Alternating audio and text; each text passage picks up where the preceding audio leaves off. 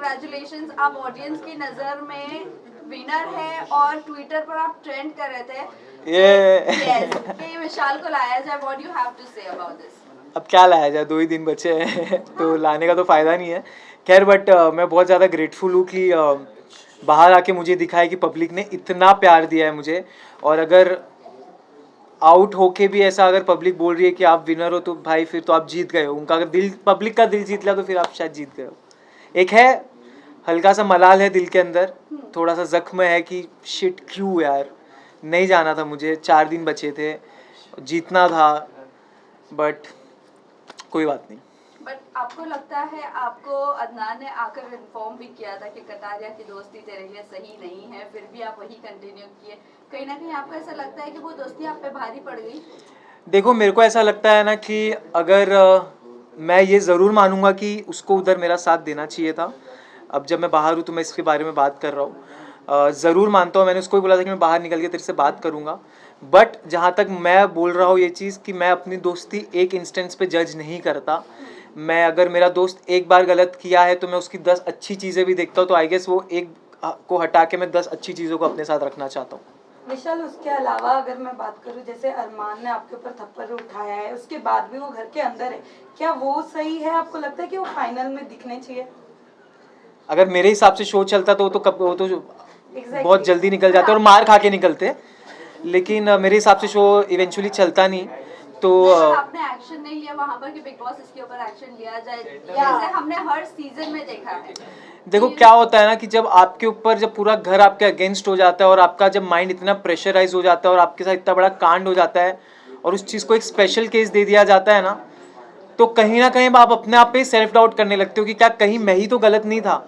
और मैं उस टाइम पे इतना ब्लॉक हो चुका था माइंड से, मतलब मैं टूट चुका था. मैं बेसिकली मैं दिल से बोल रहा हूँ ये सारी चीज़ें कि मेरे को कुछ जी, मेरा कॉन्फिडेंस जो मेरा था स्टार्ट से, मेरा फोकस सब गायब हो चुका था. तो मैं था वहाँ पे बट मैं नहीं था.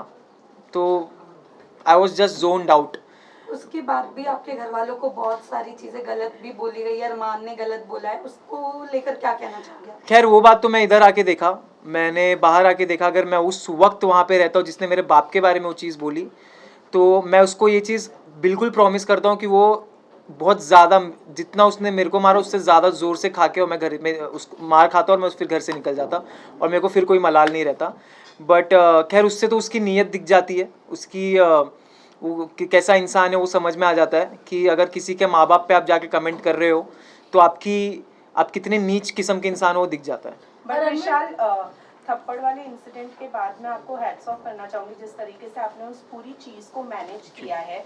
बहुत ही अच्छी तरीके से मैनेज किया. जैसे कि आपने कहा कि मैं बहुत मतलब मेरा कॉन्फिडेंस गिर गया था. पेरेंट्स के आने के बाद में कितना रिलीफ मिला एंड कितना कॉन्फिडेंट गेन कर पाया? बहुत, मतलब 2-3 दिन तो ऐसा था कि मतलब मैं सोच रहा था कि शिट यार ये क्या हो गया मेरे साथ बाहर क्या हो रहा होगा, मेरे जनता, मेरे दोस्त, मेरी फैमिली क्या सोच रही होगी मेरे बारे में.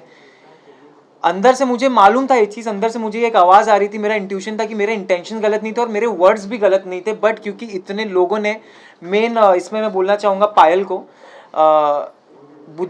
बुद्धिहीन चालें उन्होंने करके गई हैं. जब आपको कुछ मालूम नहीं है, आप एक बारी पढ़ाई करके आओ, आप नेशनल टेलीविज़न पे कुछ बोल रहे हो तो आप उसके बारे में स्टडी करके आओ, आप देखो कि मैं क्या सही बोल रही हूँ. और क्योंकि मैंने वर्ड निकाला भी था कि मैंने सुंदर बोला था, तो उन्होंने उसको बोली नहीं तुमने ये नहीं बोला था. खैर तो 2-3 दिन में लॉस्ट रहा, लेकिन फिर मुझे एक चीज़ समझी कि नहीं, मुझे स्ट्रांग होना है मेरे घर वालों के लिए, मुझे गेम पे फोकस करना है. और उसके बाद जब मेरे मम्मी पापा आए तो जी बिल्कुल मेरा बहुत ज़्यादा कॉन्फिडेंस ऊपर हुआ.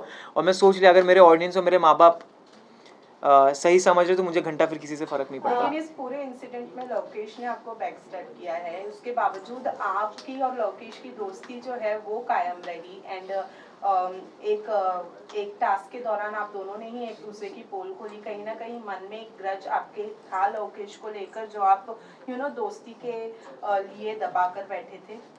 नहीं, मुझे कभी ग्रज नहीं था जी. ये चीज़ मुझे बुरी ज़रूर लगी थी कि मैं चाहता था मेरा स्टैंड ले वो जगह. और एक चीज़ जो मैंने बोली थी कि अच्छे इन अ गुड वे मैंने बोला, वो चीज़ मैं चाहता था वो क्लियर करे. बट खैर मैं ये भी उसको देता हूँ कि बहुत प्रेशर था वो टाइम पे. और मैं जैसे बोला, अभी भी उसने कल मीडिया इंटरव्यू में बोला कि कुछ चीज़ें जैसे 4 घंटे पहले की भी बातें याद नहीं रहती. बिग बॉस के घर में हज़ारों बातें होती हैं.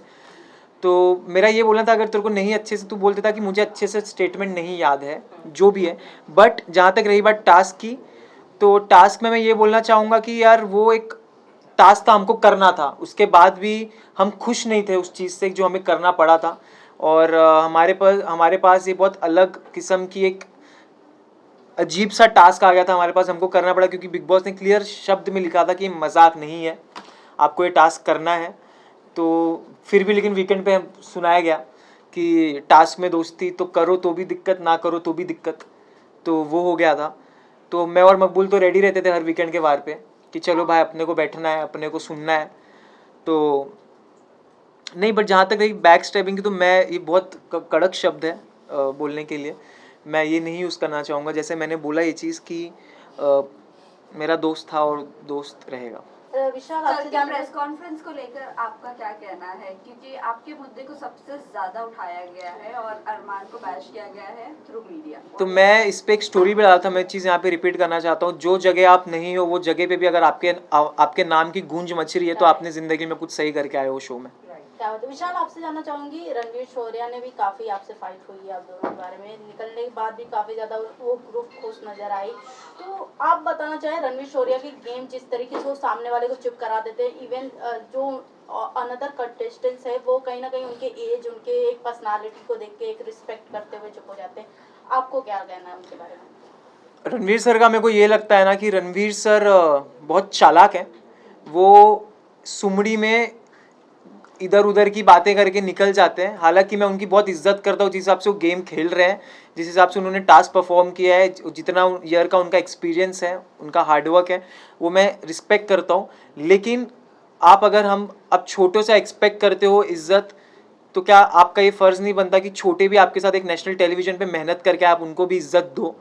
क्योंकि अगर आप इज्जत दोगे तो आपको इज्जत मिलेगी। खैर उन्होंने इज्जत दी नहीं, लेकिन फिर भी हमने उनको इज्जत दी थी। बट सना मकबूल भी प्लेटफॉर्म से, वही प्लेटफॉर्म से आती है, एक्टर वो भी है, एक्ट्रेस वो भी है, बट रणवीर सर से उनको इज्जत तो मिलती ही नहीं है, बल्कि उनको डोमिनेट ही किया जाता है या कोई भी चीज़ों को लेकर बोला जाता है। अरे मकबूल स्ट्रांग है, उसको कोई कुछ नहीं कर सकता, कोई सीन नहीं है उसका, वो सही है, वो कर लेगी मैनेज। और जहाँ तक रही बात रणवीर सर की बात, तो वो करते हैं, उन्होंने तो भाई बहुत सारी ऐसी ऐसी चीज़ें उन्होंने कह दी है, मेरे और मकबूल के रिलेशन पे ऐसे ऐसे उन्होंने बातें कह दी है, बट खैर उन पे नहीं बोला गया है, कोई बात नहीं।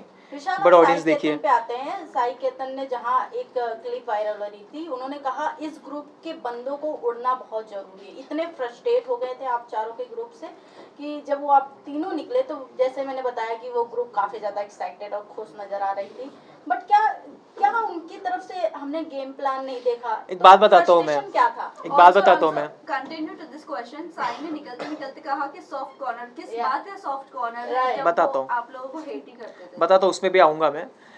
मेरे ख्याल से तो आप अगर ये सारी चीज़ें देखो तो एक चीज़ से ये समझ सकते हो कि भाई उनकी फट गई थी लिटरली। हम चारों से सब घर वालों की फटती थी कि भाई अगर ये नहीं जा रहे यहाँ से, इनको तिगड़म करके निकालना पड़ेगा, क्योंकि अगर इनको तिगड़म करके नहीं निकाले तो ये आखिरी तक नहीं हिलने वाले।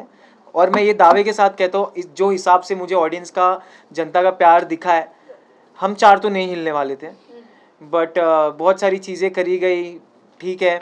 और जहाँ तक रही बात कि इन चारों को उड़ाना पड़ेगा, सबसे पहली बात भाई तेरे बस की बात है नहीं, तेरे बस की तो बात नहीं, तेरा पॉइंट रखने की, तू चारों को उड़ाने की क्या बात कर रहा है? तो पहली चीज़ ये। और दूसरी चीज़ जहाँ तक रही बात, साई ने अगर ये बात बोली है जो कि मेरे को नहीं मालूम, बोली है, तो मैं साई को एक बात बोलना चाहता हूँ। साई, आपके लिए मैंने नया नाम निकाला, आप साई केतन या आप साइड केतन है, ठीक है? तो साइड केतन इसीलिए आपने पूरे शो में आपने यही चीज़ बोला है कि ये एक दो दोस्ती, एटलीस्ट हम अपने दोस्ती पे तो थे, जो भी हमारे बीच में हम एक दूसरे के साथ खड़े थे, जो पूछ बोल रहे हो, हम दोनों एक दूसरे को सुधारते थे, बोलते थे। तुम तो लेजिट पूछ बन के घूम रहे हो। और जहाँ तक रही बात सॉफ्ट कॉर्नर की, तो मैंने हमेशा उसको ये चीज़ बोली है कि साई, मेरे को ऐसा लगता है कि तेरे को सॉफ्ट, वो हमेशा बोलता था ये चीज़ कि मेरे को तेरे लिए सॉफ्ट कॉर्नर है, तो दिल का बहुत अच्छा। मेरे को भी वो दिल का बहुत अच्छा लगता था, बट बाहर आके मैंने कुछ चीज़ें ऐसी देखी, उसने भी कितनी सारी ऐसी चीज़ें बोली है, वो दिल से उतर गया है। अरमान मलिक ने आपके कैरेक्टर को बहुत ज़्यादा असैसिनेट किया है, उनके बारे में आप क्या कहना चाहोगे? बाहर आने के बाद आपको चीज़ें पता चली होगी आपके फैमिली मेंबर्स से भी, व्हाट यू हैव टू से? वो इंसान का कैरेक्टर, वो इंसान कैसे कैरेक्टर जज कर सकता है जो खुद कैरेक्टर लेस हो, जिसने खुद 2 शादी करके बैठा हुआ है? तो जो अपनी पहली बीवी का नहीं हो सका, वो दूसरों का क्या ही होगा? और उनके बाकी के बाहर की चीज़ों के बारे में तो मुझे जाना भी नहीं, क्योंकि मेरे को लगता है लोगों को ऑलरेडी सब पता है, ऑलरेडी क्या सीन है क्या नहीं है। लेकिन इतना ज़रूर बोलूँगा कि अगर सबसे ज़्यादा बेशरम और गलीच इंसान मैंने मेरी ज़िंदगी में देखा है तो हंसी आया ना भाई, एक नंबर, मेरे को भी बहुत हंसी आ रही थी। तो कुछ में इतना बेशरम इंसान है अरमान मलिक कि वो एक चीज़ बोलता है, झगड़ा करता है, फिर स्वीट हो जाता है, फिर बोलता है। क्योंकि मैंने हमेशा ये चीज़ बोला है कि सारी चीज़ें उसकी कैलकुलेटिव रही है और हर एक चीज़, भले वो झगड़ा हो, भले उसको क्या बोलना है, हर एक चीज़ कैलकुलेटिव है। अगर मुझे मालूम होता उसके तो मैं भाई उससे तो कभी मैं बात, उससे तो खैर मेरे को बात करना भी उससे मेरे को गवारा नहीं है। विशाल मैं आपको बताना विशाल करके प्रेस कॉन्फ्रेंस के बाद अरमान मलिक ने कहा कि मैं नहीं चाहता कि लोगों तक के एक गलत मैसेज पहुंचे, मैं ट्रॉफी जीतूं, तो उनको ऐसा फील नहीं होना चाहिए कि मैं एक गलत इंसान के हाथ में, गलत मैसेज नहीं जाना चाहिए। भाई टेंशन मतलब तू वैसे भी नहीं जीत रहा है। डू यू थिंक ये पब्लिसिटी थी या फिर हाँ। सिंपैथी गेन करने के लिए स्टेटमेंट? हाँ तो ऑफ कोर्स उठाने वाला है।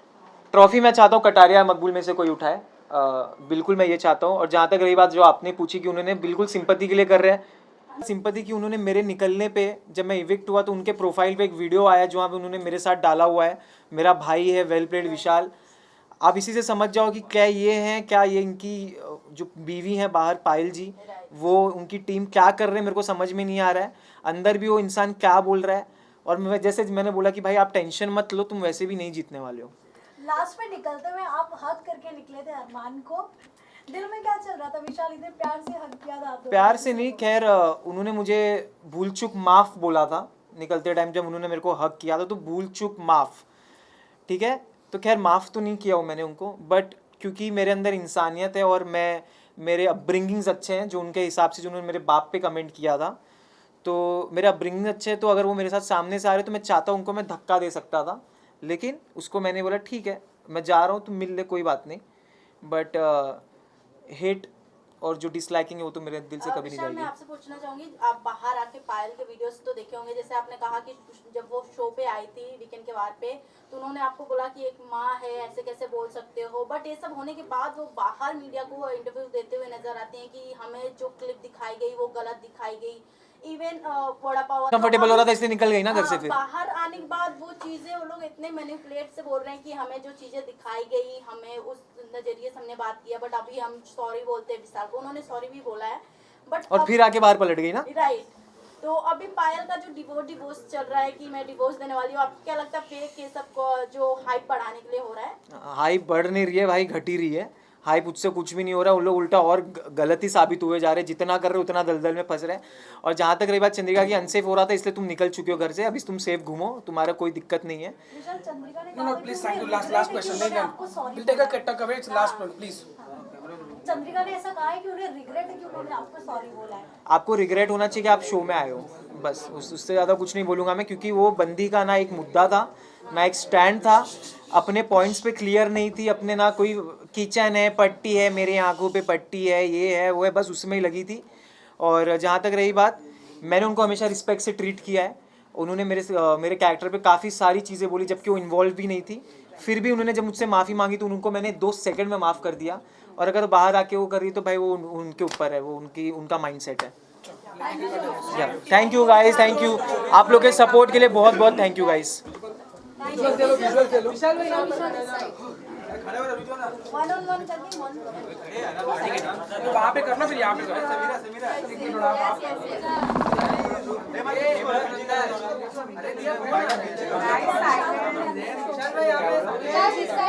हाँ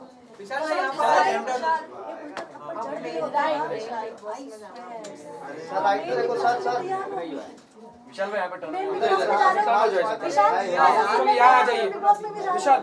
आया सुनने मालूम नहीं मेरे को। बिग बॉस 18 का हिस्सा बनने वाले हो आप। अच्छा, ऑलरेडी खबर बाहर आ गई है। पहले इससे निकल जाने दो मेरे को। एक मिनट भाई, विशाल भाई हेलो विजुअल कर लेते हैं। हाँ, इससे टर्न हो जाओ ना, हेलो किया। बट विशाल आपको नहीं लगता कि उस वक्त जब ये डन गाइस, मिल गया सबको। आपको भी एक टर्न देना चाहिए था, कम क्योंकि फैन सोच रहे थे कि आपको मानना चाहिए था। उसके लेवल पे नहीं गिर सकते ना अपन, मेरे हाथ में बोला मैं पक्का मार थैंक यू।